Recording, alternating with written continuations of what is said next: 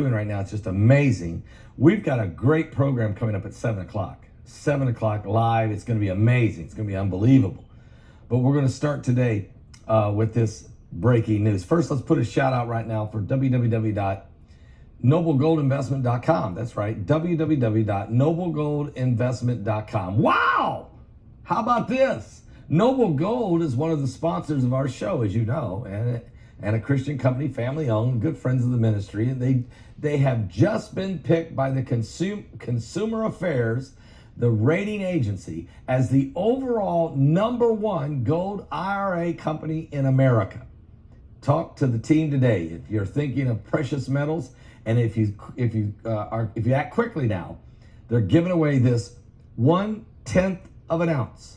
1/10 of an ounce gold coin. It's a 1/10 of an ounce American Eagle gold proof coin with every qualifying IRA or 401k rollover. You can't go wrong at www.noblegoldinvestment.com.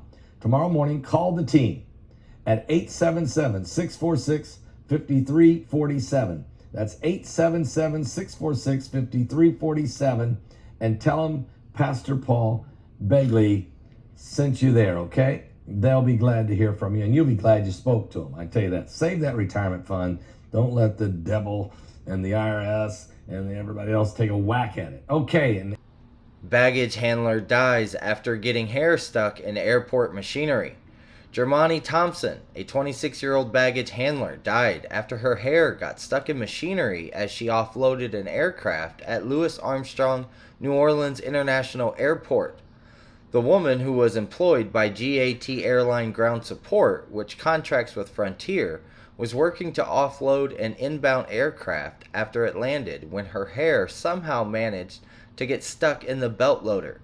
The circumstances surrounding the incident are unclear, but GAT CEO Mike Hugh confirmed to ABC News in a statement that the female victim was severely injured and subsequently died as a result of the incident. UFO sighting over Carlsbad credited to nearby Air Force training mission, feds say. An Air Force base in southern New Mexico claimed credit for a series of initially unexplained lights witnessed over Carlsbad this week, which drew several reports of an unidentified flying object.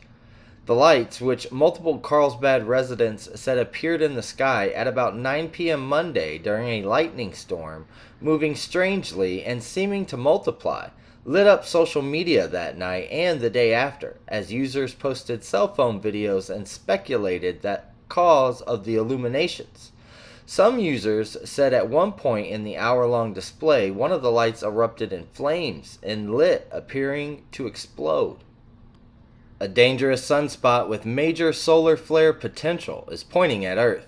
The large sunspot on the surface of the sun has been disconcertingly quiet this week, leading some astronomers to worry that a big solar flare may be building.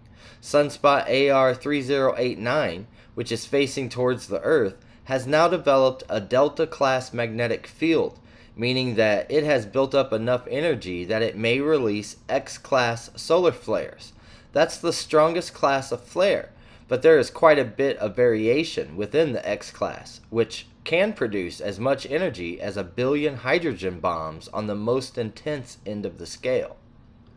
Russian oil executive who criticized Ukraine invasion dead after reportedly falling out of hospital window. The chairman of Russian oil giant Lukoil, who along with his company had criticized the Ukraine invasion, reportedly died Thursday after falling from the 6th-floor window of a hospital in Moscow. Lukoil chairman Ravi Maganov died after falling from a window of the Central Clinic Hospital in Moscow, Reuters reported. They cited two sources familiar with the situation. According to the Russian state-sponsored news outlet Interfax, Maganov was being, quote, fell from a window at Central Clinical Hospital and, quote, he died from injuries sustained. Thousands of dead fish wash up in Oakland Lake to create a mess. Thousands of fish carcasses have been floating up to the edges of the San Francisco Bay and the scummy top of Oakland's Lake Merritt stewing under the sun and wafting a putrid stench into nearby neighborhoods, The Guardian reported on Thursday. For days, the toxic problem has gotten worse as scientists try to figure out what specific conditions may have triggered the fish kills. The toxic algae bloom began in July and has stretched as far north as San Pablo Bay, roughly 20 miles north of San Francisco, to as far south as the coastlines of San Mateo County, said environmental advocacy organization San Francisco Baykeeper.